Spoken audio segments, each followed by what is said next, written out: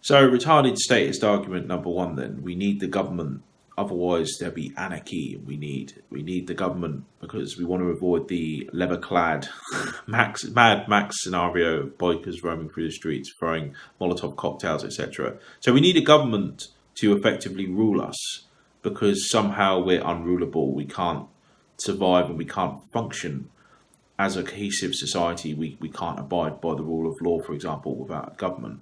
Which is very interesting, isn't it? Considering that the logic here is quite faulty. So if we can't effectively rule ourselves, that is, if we can do everything else in our own lives, so for example, we can choose our own partner, we can choose what to eat, where to sleep, what house to buy, it goes on ad infinitum. Imagine just an individual's life. Imagine your life.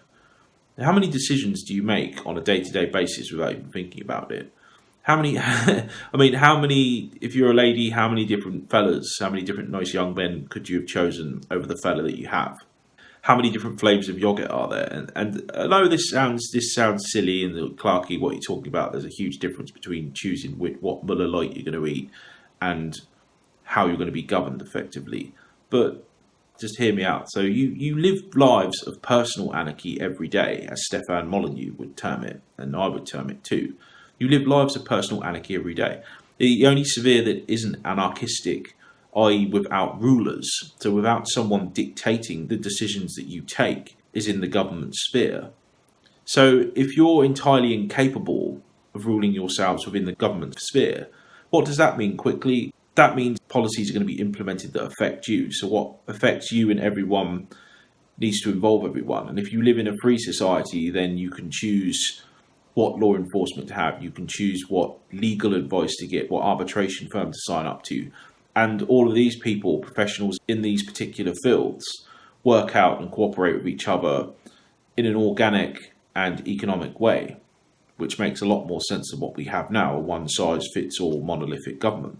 But anyway, if you have a system where we're supposedly unable to rule ourselves, we need a government to rule over us, to legislate, to force us to pay taxes and to pay for its own existence and all of that jazz, then the logic breaks down, because why are we consulting the people? In a democratic system anyway, the logic breaks down, and you have this high vaunted sort of the altar of ultimate political goodness is the democratic system, supposedly. It's the vogue thing at the moment, just as absolute monarchy and divine right was vogue few centuries past. Nowadays, the whole democratic state, or states that have democratic elements, is in vogue, and it's the greatest thing since sliced bread. But why are we consulting the people? Because as we've said, if we're so stupid, and we know that this is a thought in a lot of people's heads in the recent referendum crisis, but why are we consulting the people? Because as we've said, if we're so stupid, and we know that this is a thought in a lot of people's heads in the recent referendum crisis, or leaving the EU crisis, if you want to call it that, in the UK, that's something that's been touted about quite a lot. So, we didn't know what we were voting for, we're too stupid, the information wasn't out there, we need to have another referendum on whether we should leave the European Union. But if that's the case, why be consulted? You see, you can't have it both ways. There's a fundamental inconsistency here in this logic. It's retarded statist logic, as I've said. You can't consult the people and then reject the people. You can either reject the people and rule without the people because they're too stupid to know what they're doing, but you can't consult them on who should be making the decisions. Do you see what I mean? There's a level above what you propose the people are incapable of doing.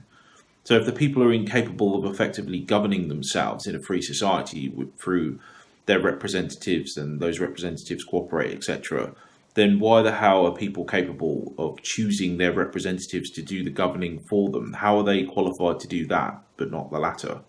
So, retarded statist logic number one.